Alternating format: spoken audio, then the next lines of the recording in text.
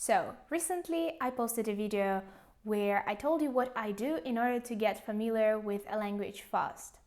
This approach looks rather like an experiment that you do for fun.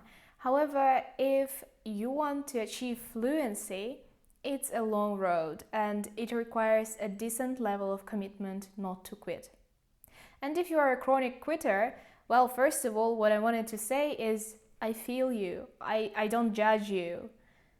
But I guess that state of affairs doesn't bring you neither the results nor satisfaction with your language learning journey in general. So that's what we're going to fix today. So grab your pen, pencil, whatever, and let's get down to this. First, make language learning a hobby. Treat it like an enjoyable activity that you do out of pure motivation, not out of obligation. I know how overwhelming and tiring things might get when everything starts to feel like work. And if your language learning journey starts to feel like a burden, just ask yourself these two questions. First of all, are you interested in the culture of the language or in the country or the region where this language is spoken? And if the answer isn't solid yes, then we will need to work on cultivating love and interest towards the language that you are learning. It can be done through music, TV shows, movies, and so on. Whatever we do, we usually rely on two things, which is motivation and discipline. And if the weight starts to shift towards discipline, it means that it's time to take things back to the center. Surround yourself with things that make you excited about learning the language. The second question is, do you get enough rest, enough sleep? Honestly, if you sacrifice your rest for studying, it can easily lead to burnout.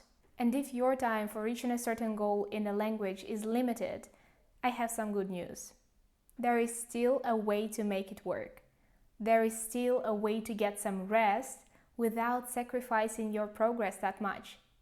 You shouldn't stop learning, no. The key here is to shift the balance between active and passive learning. So in our case here, you should go for passive learning. Shift the balance between active and passive learning towards passive learning almost entirely for a short period of time.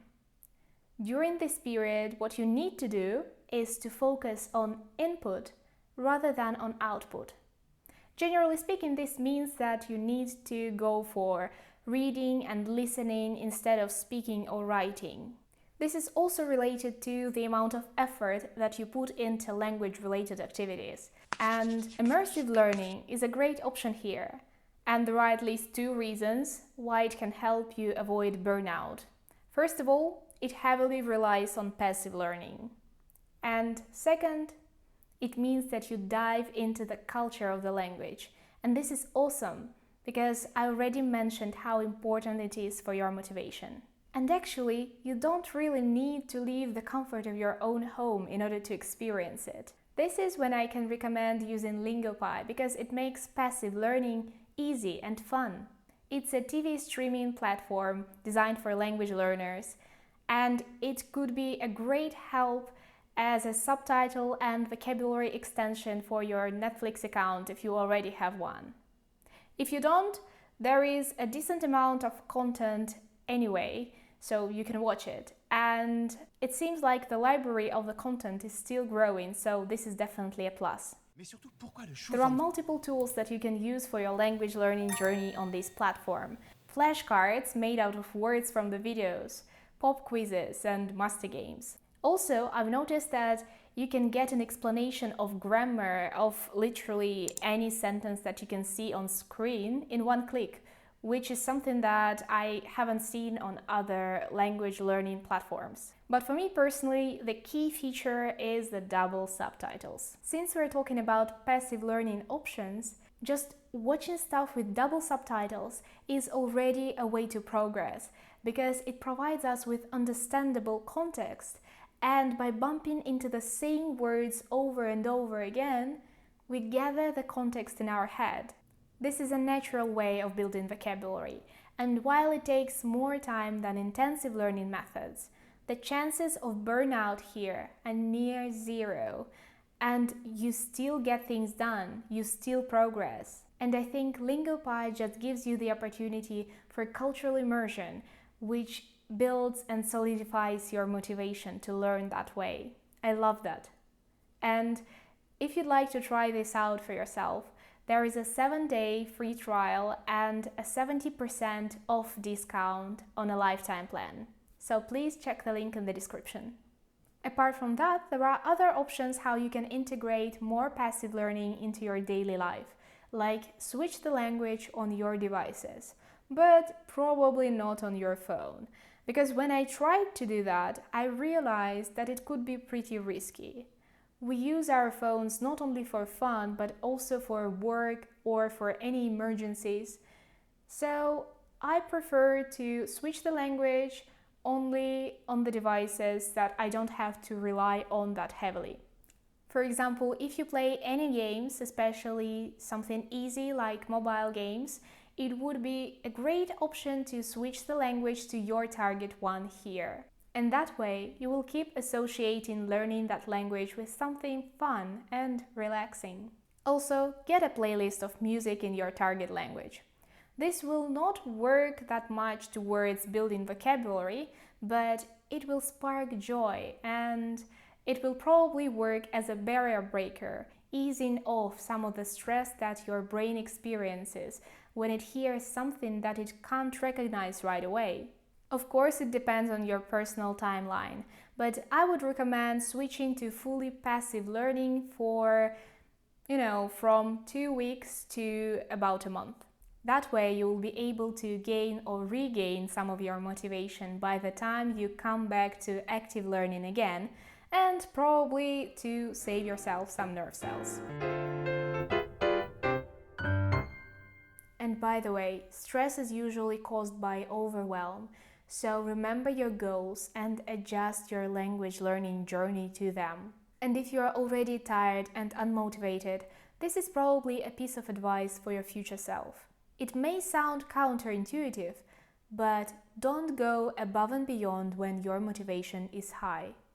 And this is in order to keep going, to stick to your bare minimum standards when your motivation is low. And to do that, be realistic about your schedule. As obvious as this point might sound, we still tend to overestimate how much work we're able to do within a certain period of time. Besides, just please avoid toxic productivity tips that work for sprints, crunches, intensives, no way. They are good for short-term goals, but we are here for the long run, so we need to look for more sustainable options. Another argument why you shouldn't rush with the language is actually the way your memory works. Generally, the faster you remember things, the faster you forget them. The more information you try to squish in your brain within a very limited time frame, the more of it will get lost in the cram. So just keep that in mind when watching another video on a 10-hour intensive studying session and criticizing yourself for no reason. Finally, it is something that we tend to forget, especially when we are in a rush. Reward yourself in a motivating way. When achieving a certain milestone, like starting a conversation in a foreign language in real life for the first time, or passing some level exams, reward yourself. It doesn't have to be big. It can be just a book in a foreign language, or a cute little something that you order from the country where the language is spoken. Or it doesn't really have to be physical. You can finally binge watch that series that you've been postponing because of the active studying sessions. Just don't forget the double subtitles. I hope this was helpful, and as always, thanks for watching. Please don't forget to hit that like and subscribe button, and I'll see you in my next videos.